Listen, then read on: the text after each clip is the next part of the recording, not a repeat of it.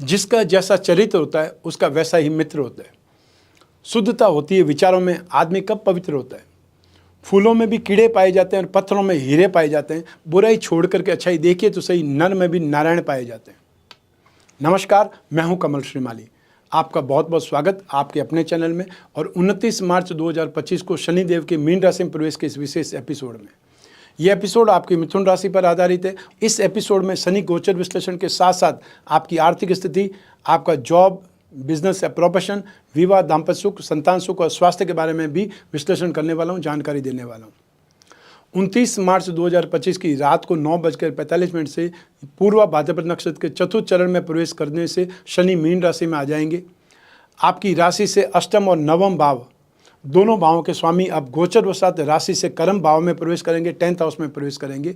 इस गोचर को शुभ शनि, दिग्बली शनि भी कहा जाता है। कर्म भाव में स्थित शनि अपनी तीसरी दृष्टि से नाश भाव को, सप्तम दृष्टि से सुख भाव को और दसम दृष्टि से सप्तम भाव को प्रभावित करेंगे। राशि से दसम भाव में बैठकर शनिदेव बहुत प्रभावशाली होंगे। यह गोचर आपके लिए लाभप्रद साबित होगा।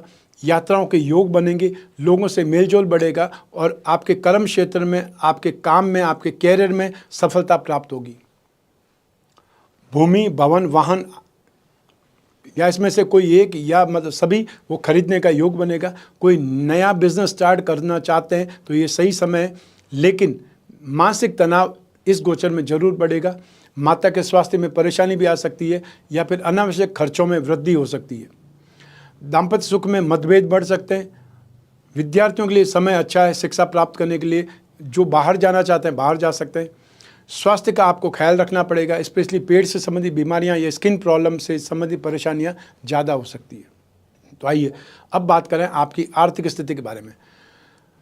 शनि का यह गोचर आपसे खर्च ज़्यादा कराएगा, लेकिन बाहरी रिसोर्सेज से, अपने संपर्क से आप निरंतर गेन भी करते रहेंगे।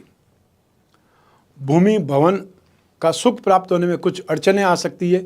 जमीन जायदाद से संबंधित कोई विवाद है वो आपके सामने आएंगे। 14 मई तक आपको आर्थिक मामलों में थोड़ा संभल कर चलने की जरूरत होगी, क्योंकि बृहस्पति के खर्च भाव में रहने तक आपके एक्सपेंसेस में वृद्धि होती रहेगी। इसके कारण आप आर्थिक तंगी का शिकार भी हो सकते हैं, लेकिन भाग्य का साथ मिलने से खर्चों से आप घबराएंगे नहीं। जब जब शनि वक्री होंगे अर्थात 13 जुलाई से 28 नवंबर तक आप अपने बिजनेस में आर्थिक मांग को पूरा करने के लिए कुछ इन्वेस्टमेंट करेंगे और उस इन्वेस्टमेंट से ज़बरदस्त गेन होगा। इस कारण भी आप आर्थिक संकट से बच सकते हैं। 28 नवंबर के बाद में शनि के प्रभाव में फिर परिवर्तन होगा, जिससे आपको आर्थिक मदद मिलने लगेगी, सपोर्ट मिलने लगेगा। तो आइए अब बात करें आपके जॉब, आपके बिजनेस प्रोफेशन के बारे में। 2025 के फाइनेंशियल ईयर की शुरुआत में अर्थात 1 अप्रैल से आपको कैरियर से संबंधित डिसीजन लेने में कई चैलेंजेस का सामना करना पड़ सकता है। लेकिन मीन राशि के शनि आपकी राशि के लिए, मिथुन राशि के लिए बहुत पॉजिटिव बदलाव ला रहे हैं, जिससे आपको अपने कैरियर में बेहतर काम करने का मौका मिलेगा। मेहनत के अनुसार आपके कैरियर में उन्नति होगी। नौकरी पेशा लोगों की सैलरी में अप्रेजल होने के, इंक्रीमेंट होने के आसार बनते नजर आएंगे। ऐसे में आपको आर्थिक रूप से सोच समझ करके प्लानिंग करने की ज़रूरत है। जो व्यापारी हैं तो आपको अपने बिजनेस में बहुत ज़्यादा व्यस्तता से व्यथित या दुखी हो सकते हैं। आपके डेली रूटीन में कोई न कोई विवादास्पद स्थितियाँ उत्पन्न हो सकती है, लेकिन फिर भी आप निरंतर प्रोग्रेस करते चले जाएंगे। 14 मई से व्यापार में कुछ पॉजिटिव बदलाव दिखेंगे अर्थात बृहस्पति के राशि मिथुन राशि में जाने से कुछ प्रोग्रेस दिखेगी। आपके व्यापार के संबंध में अच्छे होने से उन्नति के रास्ते खुलते दिखाई देंगे। लेकिन जब शनि वक्री होंगे 13 जुलाई से 28 नवंबर तक, व्यापारियों को इन्वेस्ट किया गया पैसे का लाभ मिलेगा। आप अपने बिजनेस में बहुत हायर स्टेज पे एफर्ट करेंगे, लेकिन ये समय थोड़ा सा मुश्किल भरा, चैलेंजेस वाला हो सकता है, जिसमें कई लोग ऊंचाइयों से फिसल करके नीचे गिर सकते हैं। इसलिए जो भी रिस्क लेनी है, कैलकुलेटिव रिस्क लेनी है। 28 नवंबर के बाद में आपको अपने कैरियर में सुधार नजर आएगा। व्यापार में आगे बढ़ने के रास्ते खुलते नजर आएंगे। ऐसे में भी आप किसी पर भरोसा नहीं करें, यह भरोसा, विश्वास आपके लिए नुकसानदायक साबित हो सकता है। जो पैसों से जुड़े लेन देन में आप फ़ायदा कमाएंगे, मुनाफा आप कमाएंगे, परंतु अनजान लोगों के साथ किए गए लेन देन में नुकसानदायक भी साबित हो सकता है। कुछ लोग आपको ऐसे में सब इन्फ्लुएंस में डाल करके एक्सपेंसेस करा सकते हैं, इन्वेस्ट करा सकते हैं, और वो आपको सोच समझ के करना है। इसलिए प्रैक्टिकल होकर के सोच समझ कर ही आपको लेन देन करना है। किसी की बताई बोतल में नहीं उतरना है। जो स्टूडेंट्स हैं उनको शिक्षा के क्षेत्र में रुकावटों का सामना करना पड़ेगा। मेहनत के बावजूद अपने टारगेट तक पहुंचने में कठिनाई होगी, या फिर टारगेट से भटक करके दूसरे क्षेत्र को चुनने का आप गलत फैसला भी कर सकते हैं। जो बिना मेहनत के सफलता की आशा रखना यहाँ पर गलत होगा। तो आइए अब बात करें आपके दाम्पत्य सुख की, विवाह के सुख की। आपका ग्रस्त जीवन सुखपूर्वक बीतेगा। नवविवाहित जोड़े यह समय बहुत अच्छा रहने वाला है, क्योंकि इस दौरान शनि के प्रभाव से यात्राएं करेंगे जो आपके वैवाहिक जीवन के लिए बहुत सुखद साबित होंगी।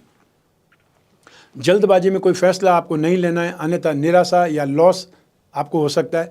और जो अविवाहित हैं उन लोगों की विवाह की बातें आगे बढ़ेगी, और 14 मई के बाद में रिश्ता फाइनल होने वाला है, विवाह हो सकता है। अतः 2025 में ही शादी आपकी हो सकती है।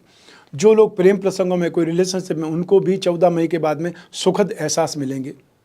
तो आपको 14 मई तक गुरु के द्वादश भाव में रहने तक वैवाहिक जीवन में तनाव देखने को मिल सकता है। आपके काम में, आपके जो भी कैरियर लाइन है उसमें आपको परेशानियां या वैवाहिक जीवन पर उसका असर दिख सकता है।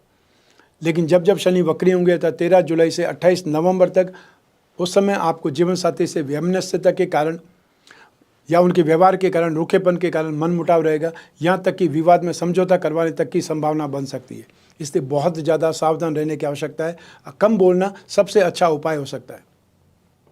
18 मई से राहु की स्थिति परिवर्तित होने पर आपके वैवाहिक जीवन में चल रहे आपसी मतभेद कुछ कम होते नजर आएंगे, और दाम्पत्य जीवन में किसी तीसरे इंसान की वजह से चल रहा विवाद या गलतफहमियां सुधार में बदल सकती है। तो आइए अब बात करें संतान सुख की। 14 मई के पश्चात आपको संतान सुख के मामले में भाग्यशाली रहेंगे, क्योंकि तब बृहस्पति की शुभ दृष्टि संतान भाव पर होगी। संतान का सुख और संतान का सहयोग मिलेगा। जो संतान प्राप्ति की इच्छा रखते हैं उनको भी वो खुशियां मिलेंगी, अर्थात वो खुशखबरी मिलेगी। लेकिन जब भी शनि वक्री होंगे, अर्थात 13 जुलाई से 28 नवंबर तक, आपका आपसी मतभेद संतान के लिए कष्टकारक साबित होगा। संतान से मतभेद की संभावनाएं बनेंगी। तो आइए अब बात करें आपके स्वास्थ्य के बारे में। मीन राशि के शनि के इस गोचर में मानसिक तनाव निरंतर बढ़ेगा, और संभव है कभी कभी संतुलन खोने लगेंगे। छाती के रोगों की, संक्रमण की, अर्थात लंग्स इन्फेक्शन या चेस्ट इन्फेक्शन से संबंधित कोई प्रॉब्लम आपके आ सकती है।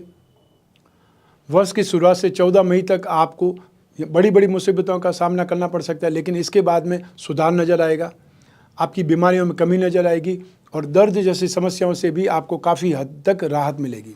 ऐसे में सेहत के मामले में परहेज या उपाय करने की आवश्यकता है।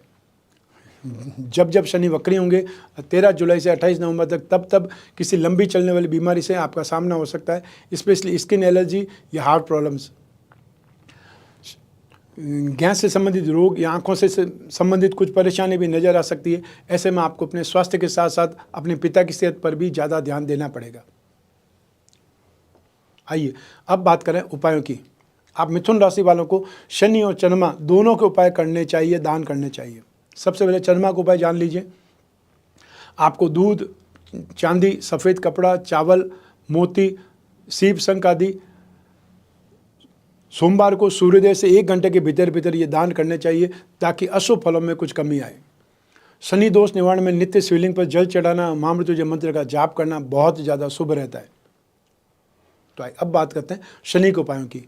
आप मिथुन राशि वाले लोगों को काले उड़द की दाल, सरसों का तेल, लोहा या काला कपड़ा, नीलम रत्न या काले तिल, कोई चमड़े से बनी हुई वस्तु, इनका शनिवार को सूर्योदय से 1 घंटे के भीतर भीतर दान करें, ताकि शनि के अशुभ फलों में कमी आए।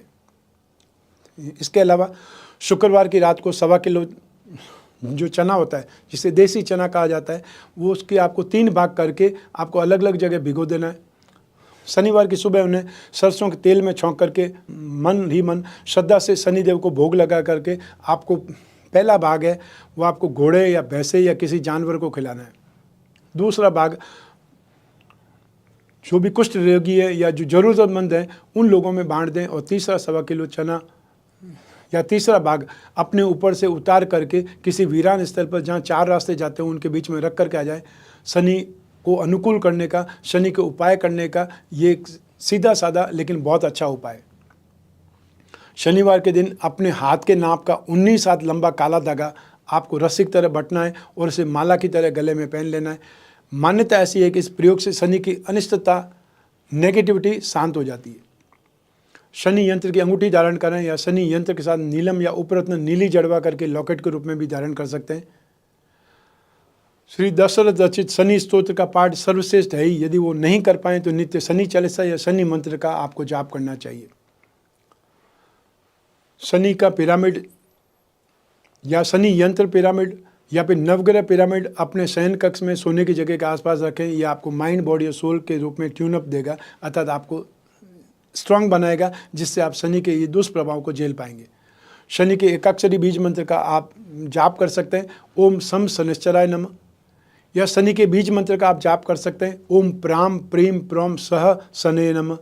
और जो माँ गायत्री के उपासक हैं वो शनि का गायत्री मंत्र का जाप कर सकते हैं, ओम भग भवाय विद्महे मृत्यु पुरुषाय धीमहि तन्नो शनि ही प्रचोदयात्।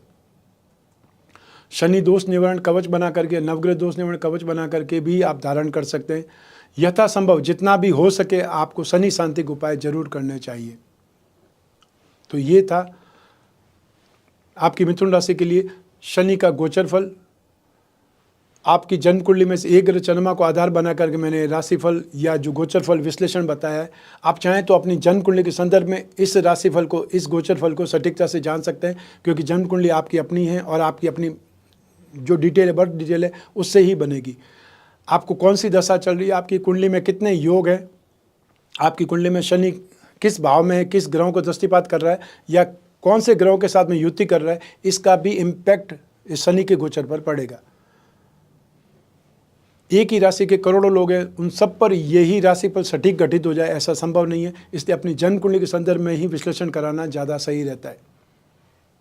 आपको जब भी अपनी जन्म कुंडली विश्लेषण की आवश्यकता हो, जिज्ञासा हो, स्क्रीन पर दिए हुए नंबर पर संपर्क करके अपॉइंटमेंट फिक्स करना है। आप कोई भी शहर में, कोई भी देश में रहते हो, आपको अपनी घर की चार दीवारी में बैठे हुए अपनी कुंडली का विश्लेषण करवा सकते हैं। उसके लिए सिर्फ और सिर्फ या टेलीफोनिक कंसल्टेंसी, वीडियो कंसल्टेंसी, उस संभव के लिए, उस स्थिति के लिए आपको यहाँ अपॉइंटमेंट लेना है और हमारे जो टीम मेंबर्स हैं आपकी पूरी हेल्प करेंगे, अपॉइंटमेंट देने से लगा करके बात करवाने तक। आप और मैं ही बात करेंगे, बीच में तीसरा कोई भी नहीं होगा। इसलिए आप अपनी पर्सनल से पर्सनल प्रॉब्लम भी डिस्कस कर सकते हैं और उसके ऊपर जो भी समस्या होगी उसका क्या उपाय संभव है ये मैं आपको बतलाऊंगा। और उपाय लिखित में भी आपको मिलेंगे, चाहे व्हाट्सएप से हो और या फिर ईमेल के माध्यम से हो।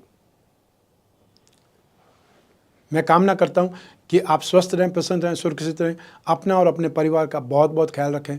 आप सभी को मेरा नमस्कार, बहुत बहुत शुभकामनाएं। ईश्वर आपकी रक्षा करे। धन्यवाद।